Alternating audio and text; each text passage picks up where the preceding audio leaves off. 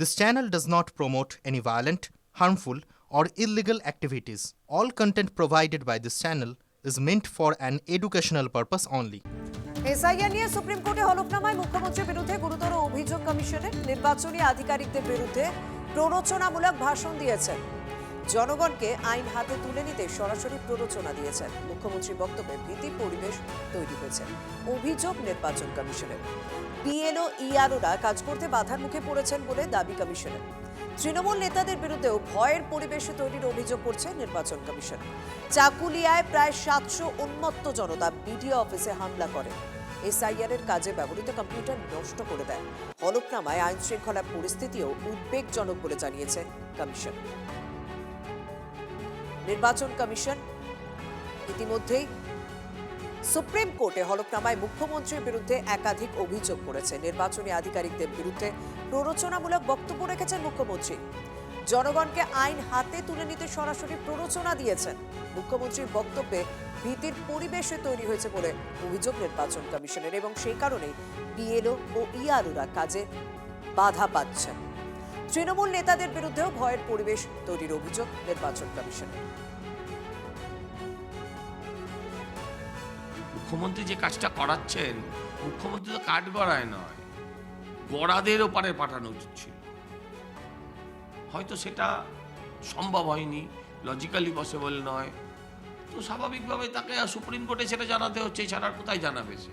মুখ্যমন্ত্রী যে ভূমিকায় রয়েছেন সেই ভূমিকাটা থাকলে পরে সারা ভারতবর্ষে মুখ্যমন্ত্রীর পদটা অসম্মান হচ্ছে, সারা ভারতবর্ষে এসআইআর হচ্ছে। ত্রুটি আছে, কেন থাকবে না? 140 কোটি মানুষের ওপর একটা পরীক্ষা চলছে, ত্রুটি থাকবে না?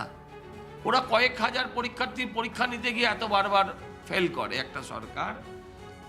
নির্বাচন কমিশনকে ব্যবহার করে কার্যত ভোট চুরি করার জন্য যা যা করণীয় সব কেন্দ্রের শাসক দল ভারতীয় জনতা পার্টি তাদের নেতৃত্বে তাদের নির্দেশে করা হচ্ছে। আগে হলফনামা দেওয়া উচিত যে 82 জন মানুষ মারা গেছে, হিয়ারিংয়ে এসে নাকে অক্সিজেনের নল রাখা অবস্থায় মানুষের মৃত্যুবরণ করতে হয়েছে।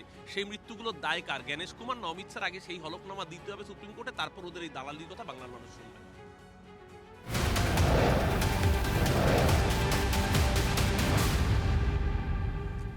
হারা আসন মাটিগাড়া নকশালবাড়ি, তা নিয়ে তৃণমূলে টানাটানি শুরু হয়েছে। ময়দানে প্রাক্তন বিধায়ক শঙ্কর মালাকার বনাম কাউন্সিলর দিলীপ বর্মন। 2021-এর ভোটে হেরে তৃণমূলে যোগ দেন প্রাক্তন কংগ্রেস বিধায়ক শঙ্কর মালাকার। এবার তৃণমূল টিকিট দিলে তিনিই জিতবেন বলে দাবি করছেন শঙ্কর। জেতার হলে 21-এর ভোটে কেন হারলেন শঙ্কর, পাল্টা প্রশ্ন করছেন তারই দলের কাউন্সিলর দিলীপ।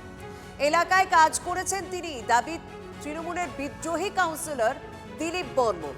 এবার আরো বেশি ভোটে হারবে তৃণমূল, স্বাভাবিকভাবে পাল্টা কটাক্ষ করেছে বিজেপি।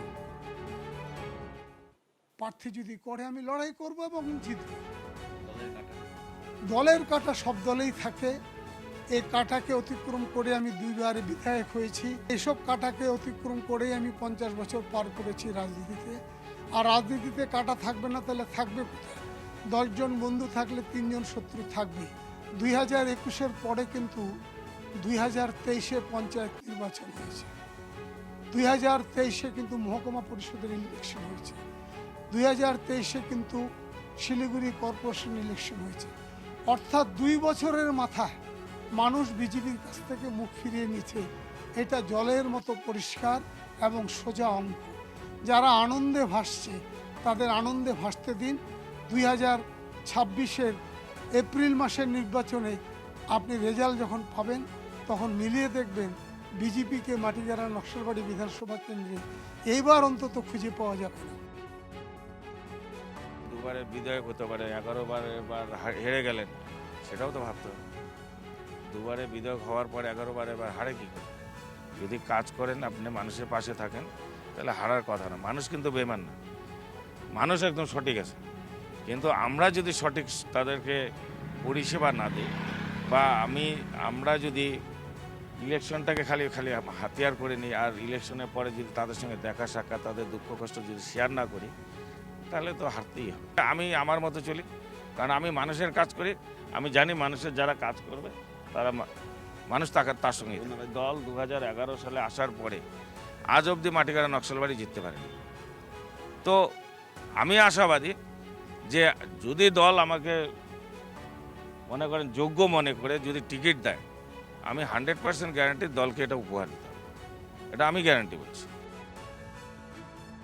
এই এলাকাতে হিন্দুত্বের চোরাস্রোত বইছেই। গত লোকসভা ভোটের যে নির্বাচন, তাতে এই বিধানসভাতে আমরা 1.5 লক্ষেরও বেশি ভোট পেয়েছি, 1,54,000 ভোট পেয়েছি, এবং তাতে বিজেপির লিড প্রায় 84,000।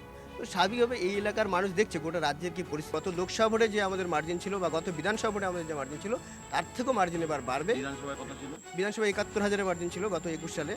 হ্যাঁ, এবার এবং গত লোকসভায় সেটা 84,000 ছিল, এবং 71-84-কে ছাপিয়ে এবার লক্ষাধিক ভোটের মার্জিন হবে, এটুকু নিশ্চিত। কারণ এখানটায় আপনি তৃণমূলের যারা একেবারে নিচু স্তরের মানুষ আছে, নিচু তলার মানুষ আছে, তাদের কাছ থেকে যদি শোনেন, তারা কেউই না তো শঙ্কর মালাকার, না তো দিলীপ বর্মন বা তৃণমূল থেকে যেই দাঁড়ান তারা পছন্দ করবে না, আর তারা নিশ্চিতভাবে আর এখানটাতে বিজেপির সঙ্গেই থাকবে।